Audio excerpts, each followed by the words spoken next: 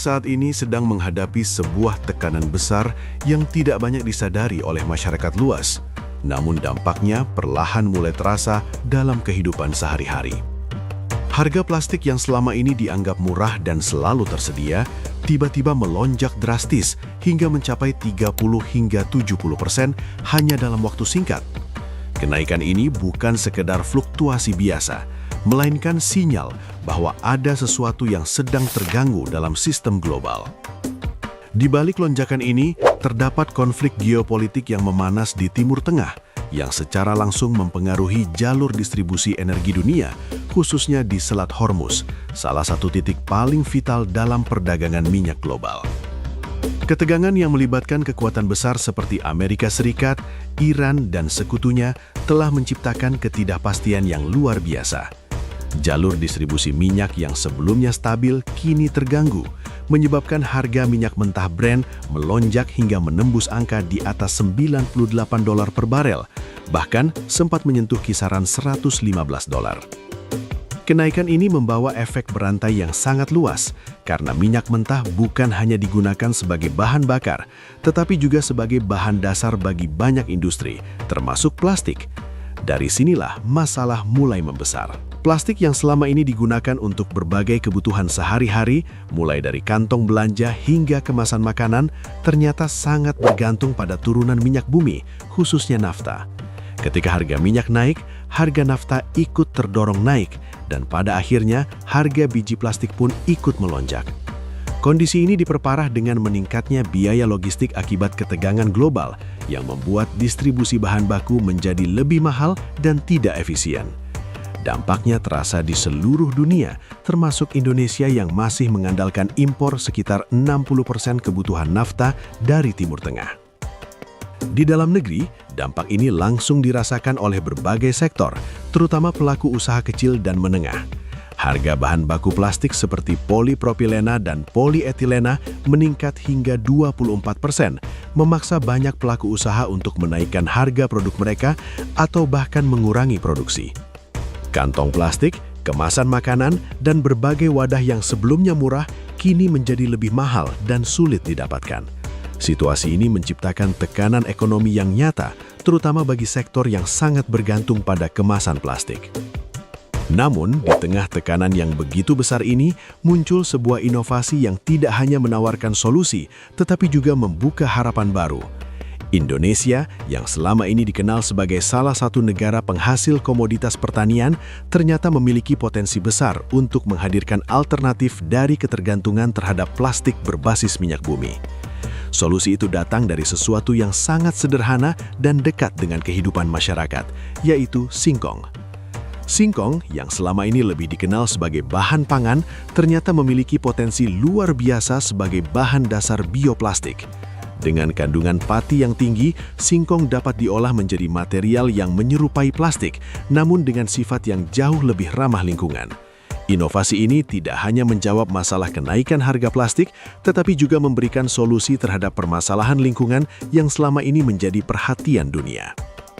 Proses pembuatan bioplastik dari singkong dimulai dari pengolahan pati yang dicampur dengan minyak nabati dan biopolimer sebagai bahan pengikat. Campuran ini kemudian diolah menjadi biji bioplastik yang bentuknya menyerupai butiran beras. Dari sini, proses berlanjut ke tahap pemanasan dan pembentukan menggunakan teknologi khusus yang memungkinkan material tersebut berubah menjadi lembaran tipis yang dapat dicetak menjadi berbagai bentuk kantong.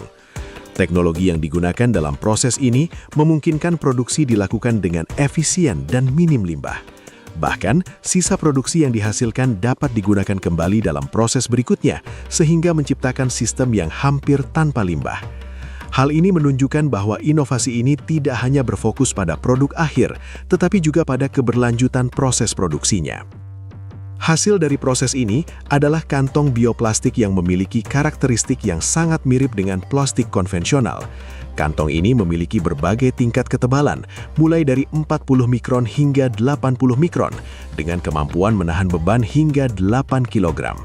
Dari segi fungsi, kantong ini tidak kalah dengan plastik biasa, namun yang membedakan adalah dampaknya terhadap lingkungan.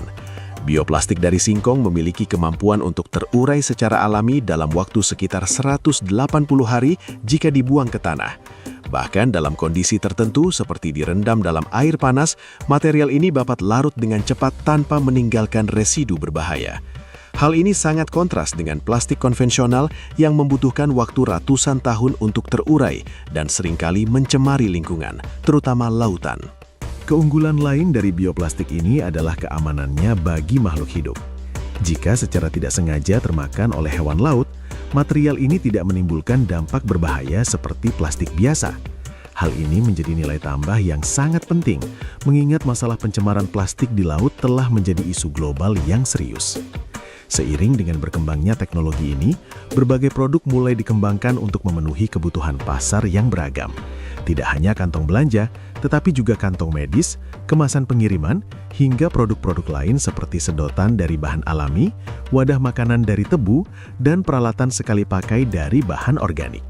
Semua ini menunjukkan bahwa inovasi berbasis bioplastik memiliki potensi yang sangat luas untuk menggantikan berbagai produk plastik konvensional.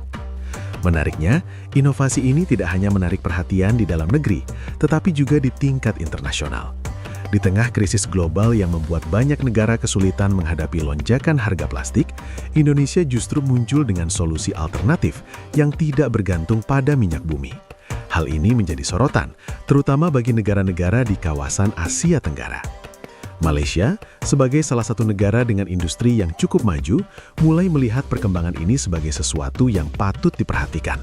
Ketika banyak negara masih berfokus pada bagaimana mengatasi kenaikan harga bahan baku plastik, Indonesia justru bergerak ke arah yang berbeda dengan mengembangkan material baru yang lebih berkelanjutan. Langkah ini tidak hanya memberikan solusi jangka pendek terhadap krisis, tetapi juga membuka peluang jangka panjang dalam industri material ramah lingkungan. Perubahan ini menunjukkan bahwa krisis tidak selalu membawa dampak negatif. Dalam banyak kasus, krisis justru menjadi pemicu lahirnya inovasi dan perubahan besar. Indonesia dengan segala keterbatasannya mampu menunjukkan bahwa solusi tidak selalu harus datang dari teknologi yang rumit atau investasi yang besar. Terkadang, solusi terbaik justru berasal dari pemanfaatan sumber daya lokal yang selama ini dianggap biasa. Kedepan, potensi pengembangan bioplastik dari singkong masih sangat besar.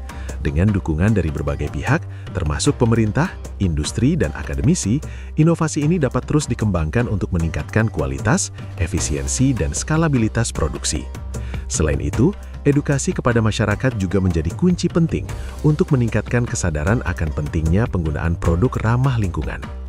Jika tren ini terus berlanjut, bukan tidak mungkin Indonesia akan menjadi salah satu pemain utama dalam industri bioplastik global.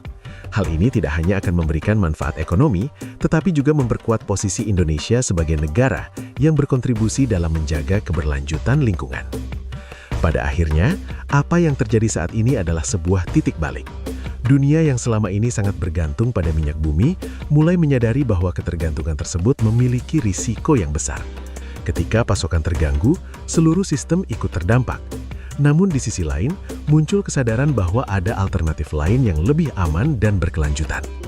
Indonesia telah mengambil langkah awal dengan memanfaatkan singkong sebagai bahan dasar bioplastik. Langkah ini mungkin terlihat sederhana, tetapi dampaknya bisa sangat besar. Tidak hanya dalam mengatasi krisis saat ini, tetapi juga dalam membentuk masa depan yang lebih baik bagi generasi yang akan datang. Dan mungkin, di tengah krisis global yang penuh ketidakpastian ini, dunia mulai melihat bahwa solusi tidak selalu datang dari negara besar atau teknologi canggih. Terkadang, solusi terbaik justru berasal dari hal-hal sederhana yang selama ini berada di sekitar kita. Singkong, yang dulu hanya dianggap sebagai bahan pangan, kini menjadi simbol harapan baru bagi industri dan lingkungan. Inilah momen di mana Indonesia tidak hanya bertahan di tengah krisis, tetapi juga melangkah lebih maju, menghadirkan solusi yang membuat dunia, termasuk Malaysia, mulai memperhatikan dan bahkan terkejut dengan arah baru yang sedang dibangun.